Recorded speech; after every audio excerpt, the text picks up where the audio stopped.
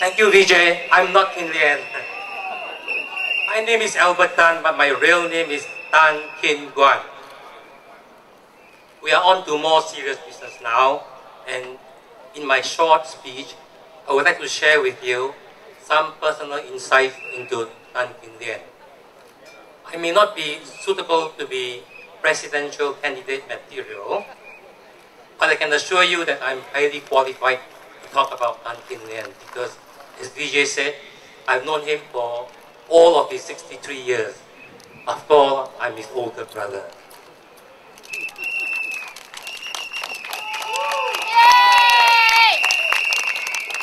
You've all heard about his humble beginnings. Our parents were good, honest people. They tried their best to fend for us, but early in our teens, we realized that we had to accept the fact that we could not go to university and had to start working as soon as we were able to help support the family. Going to university was never an option because we had to start work and make some money, even though we were top students at the top school in Singapore. Anyway, we both started as clerks at a young age and did extremely well through distance learning, acquiring very top professional qualifications. We also excelled in the University of Life and learned a lot of things. What is clear is that the difficulties and challenges in his early years has strengthened Kian Lian's character and personality considerably. They also gave him a deep appreciation of the difficulties of the ordinary people. In the process, he evolved his core personal values. I would now like to ask our supporters to say aloud with me, the personal values of Tan Kin Lian are honesty. Honesty. Number 2, fairness. Fairness. Number 3, positive attitude. Positive attitude. Number 4, courage. Courage. And number 5, public service. Public service. High five. High five. Now, in the spirit of being fair, I would say that the opportunities offered to us by a progressive government then has helped us grow, and today I'm proud to say that we are all, in our small ways, examples of Singapore's success story. Where credit is due, we've got to be fair about it and admit it. However, in recent years, the methods displayed and deployed by those who are in power and the headlong drive towards economic growth have left many ordinary people behind. They have fallen through the cracks. That is why Kian Lian felt that he has to do something about it. That's why he's decided to come forward to stand for election as the next president of Singapore. Having obtained one of the highest financial qualifications available, Kian Lian could have gone on to become a classic blue-blooded white horse capitalist and taken on a job in a major multinational corporation, or alternatively start a very lucrative consultancy. He did not, though he did work in several companies to gather experience in the world. And eventually, not long after he started work, he began to work in Indonesian income because he believed in the ideals of a progressive cooperative. A cooperative is an organization that does business, but does it for the welfare of the people and not for the shareholders to enrich them. Over the years, he has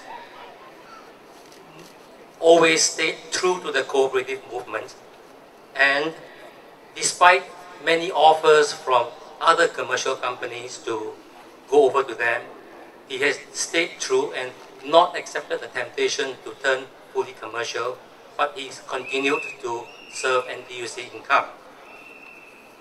His early years of building up NTU's income were exciting ones. I remember how he reached out to the ordinary people of Singapore through a very large number of organizers in the unions and also to all of Singapore, the population of Singapore. I'm sure many of today's older union leaders remember those happy days when they worked with him to promote something that is good for the people of Singapore. For once, insurance was not the exclusive preserve of the rich and the elite. The ordinary people of Singapore could finally afford insurance at a very attractive price. Now, I remember when I was young, the insurance people who talked to me were people who were never land, talk about big policies, big premiums, and something which I could never afford.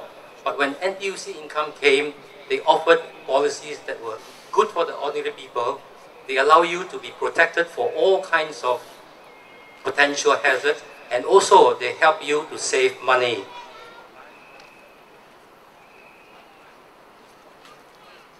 During this period, Kian Lian was also very happy and active in helping people grow and the cooperative movement to prosper.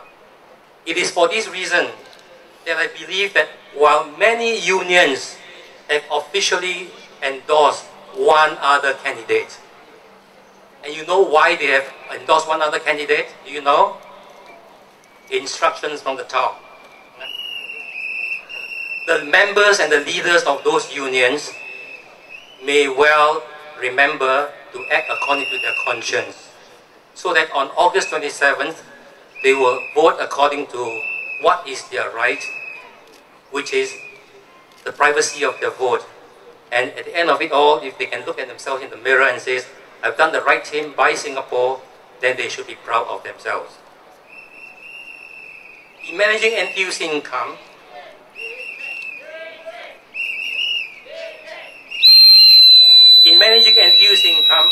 Kian Lian was not a typical CEO. He sacrificed personal comforts, and he did not fly business class on business trips. He flew economy class. He also did not buy expensive limousines.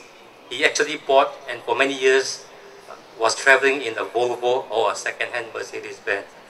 And all because he wanted to save money for income so that he could return more to policyholders and to shareholders.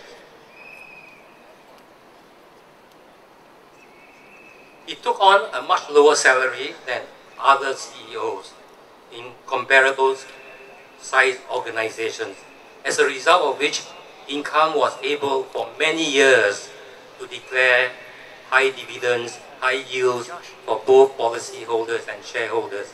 That's the kind of job that he has done, and that's the kind of job that he has done to benefit more than 1 million policyholders. In fact, it's almost like 2 million policyholders.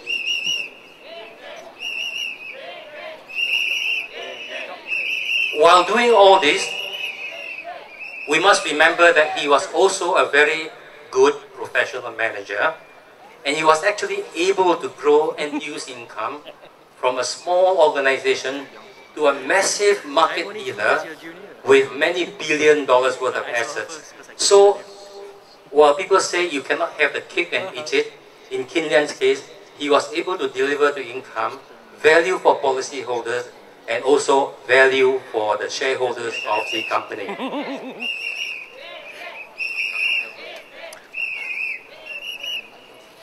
The NTUC itself should also remember that every year, NTU's income made huge contributions to the Labour Foundation.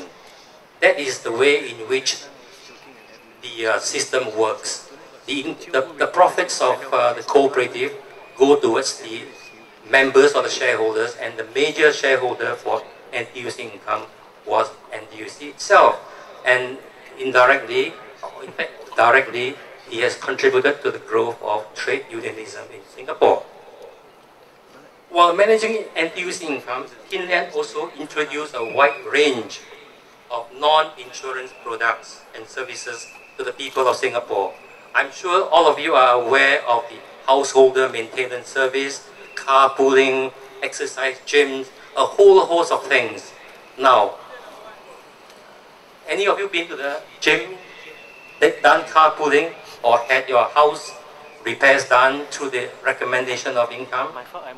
Well, not all of them were financial successes.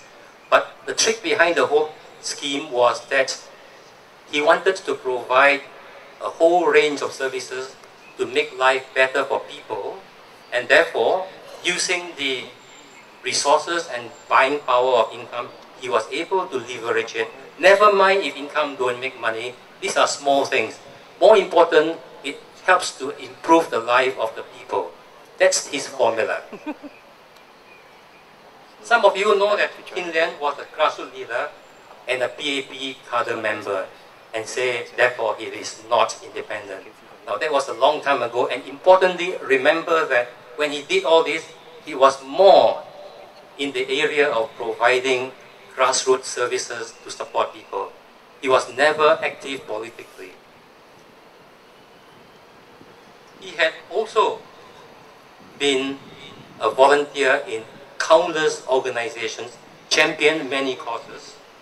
He sat on the board of a lot of organizations, commercial and otherwise, and headed events and initiatives on a volunteer basis. He has also championed a large number of public-spirited causes, given countless interviews, written many letters to the media, to the extent that some people consider him a nuisance, but actually he was always speaking up for the ordinary person. That is the man for you. Do you want him to be your next president? Many of you will remember that during the last financial crisis, he spoke up for the people who were misled into buying worthless instruments and lost a lot of money. Now, you think about it, we were his family members. Says, hey, why do you do that? You could be sued by the people. You could be nabbed for all sorts of things. He says, never mind. What is right is right. I will speak on their behalf. Otherwise, these poor people will lose all their life savings. That is the kind of man you're talking about. He has the courage and the conviction to do it. Looking to his personal life, I can say that he is a good family man. Where are his family members? There they are. They were all tested. He may not be the most interesting of persons, but he's an extremely good family man. Sorry for the language. He tries hard and is willing to put in personal efforts to achieve his goals. Now, in terms of his trying hard, I wonder how many of you have heard his speech in Tamil. I think he might be trying it again afterwards. Now, early in the campaign, we decided that, or he decided that for him to really communicate with the people of Singapore, he ought to be able to speak to them in their own language. And he rehearsed and he rehearsed and he rehearsed. And on his nomination day speech, he did it in 4 languages, the only person who did it. And tonight you will have a further sample of that.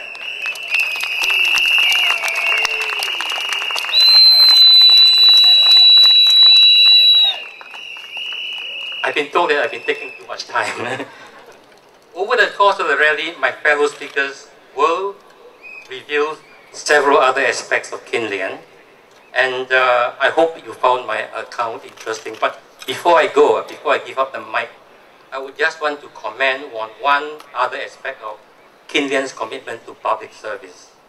This concerns his highly publicized and novel commitment to donate at least half of his presidential salary to charity and other worthy causes. Nobody offered that. It was his idea, and he says the president don't need so much money.